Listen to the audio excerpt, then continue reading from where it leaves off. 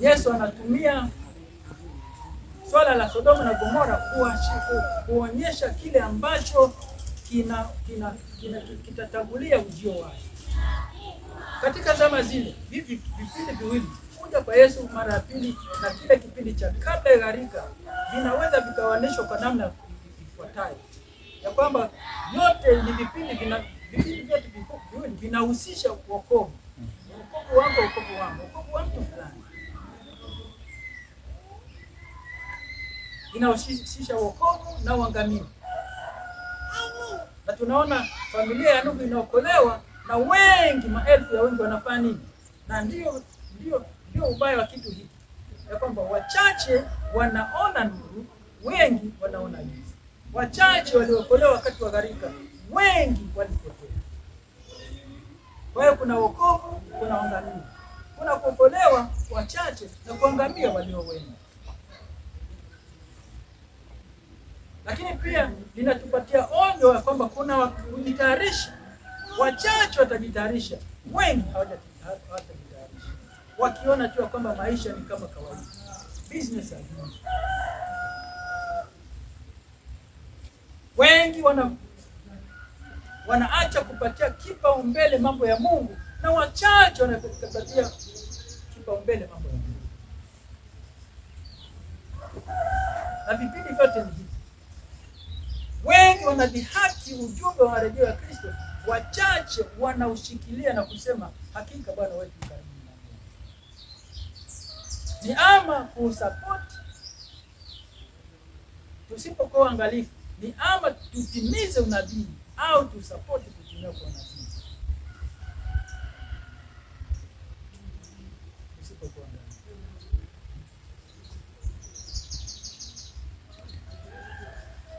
Yesu anasema kwamba kama ilivyokuwa katika kipindi kile cha Nuhu, watu walikuwa wakila, watu walikuwa wakinywa, watu walikuwa wakioa, watu wakila. Kwani kuna kula na kunywa, kuna shida gani? Na ndio tunachotakiwa kujiuliza leo. Mbona kuna nini katika kula na kunywa? Si shughuli za kawaida hizi. Au kuoa na kuolewa. Je, ruhusu mabinti zetu wakaolewa? Bahati nzuri mimi karibu kumaliza wote. Lakini huenda katika miongoni mwa sherehe zilizofanyika, huenda na mimi bwana atuone.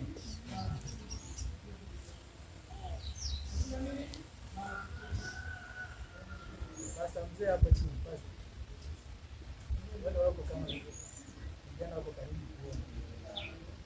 Nataka niwapatie dawa. Sitawapatia dawa kabla ya kuondoka.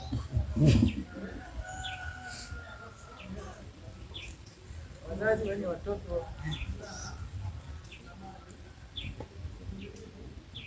sasa mbona kula na kunywa au kuona kuona ni mambo ya kawaida ya kibinadamu? Mbona Mungu mwenyewe, Yesu mwenyewe alihudhuria katika harusi kule Kana. Kwa nini sasa ile wanaifanya kuwa ni ishara ya kuja? Kwani yeye hakula? Si alikula? Hakunywa maji? Mbona alikula? Sasa kwa nini inakuwa sasa leo Yesu anaisema kama ishara ya kuja kwa mwana wa Adamu?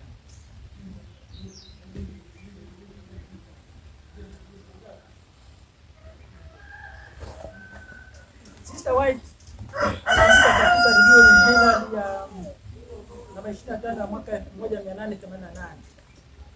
Ni muhimu kwetu kula na kunywa ili tuwe na nguvu za kimwili na kumtumikia Bwana. Lakini tunapochukua ulaji wetu kufikia ulafi, tunapofikia ulafi, gluttony, bila kufikiria kumpendeza Mungu,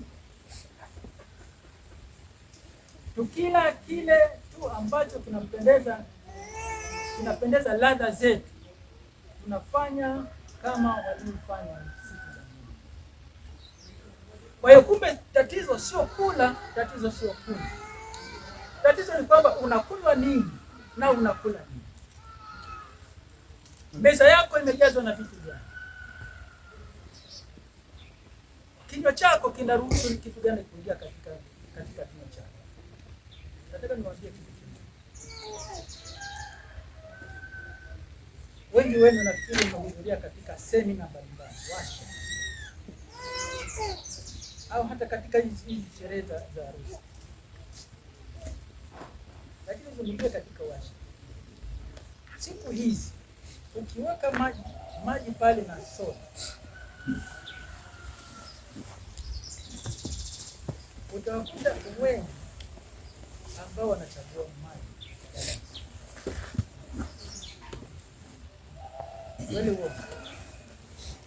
Kweli uongo.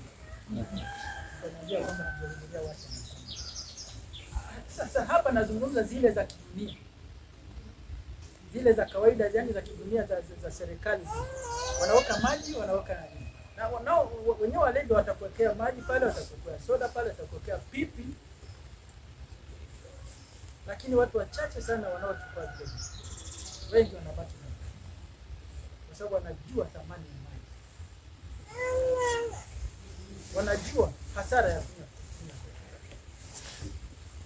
Sasa nataka niwaambie hivi, kile unachokunywa au unachokula ndicho kinachotengeneza damu yako. Na ndicho kinachotengeneza mwili wako. Kwa wale ambao wanafuatilia status zangu, utakuta kwamba sasa hivi na post sana habari ya ndiko tunasoma na kitabu cha Counsel to Diet and Food. Kwa hiyo mashauri mengi ya kuhusu ulaji watu kwa sababu ya ulaji wetu, wengi tumekuwa wagonjwa na wadhaifu na miili yetu haimtukuzi Mungu.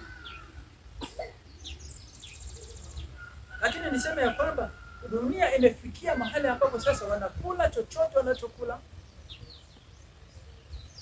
Meza zetu zimejaa vyovyote vile tunavyofikiri tu. Masukari kwa wingi, machips, mayai ambayo hayasaidii miili yetu, badala yake yanaangamiza miili yetu, na masoda hayo, masukari kwa wingi, keki kwa wingi. Toka hapo sasa nenda kwenye masherehe yetu.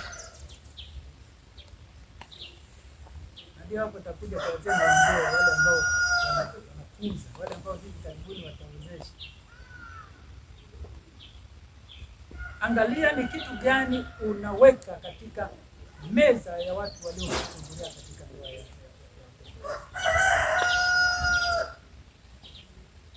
Manake usipojiangalia unaweza ukashiriki katika kuuliza.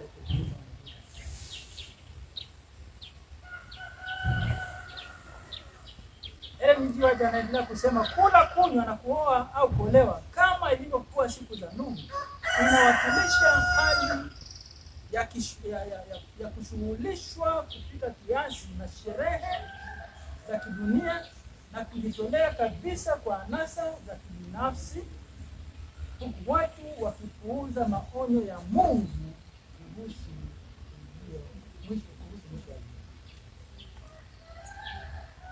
Kwa pale tunapoendekeza ulaji na kukua magluten, yani unakula bila kuangalia kwamba hiki kitu kimekatazwa au hakikatazwa, hiki kitu ni kizuri kwa afya au si kizuri kwa afya, hiki kitu kinamtukuza Mungu au kimtukuza Mungu.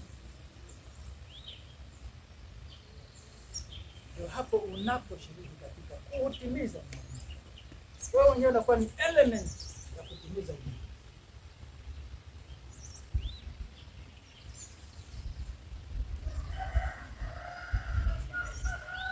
Hatupaswi Waadventista wa Sabato kufanya kama dunia inavyofanya.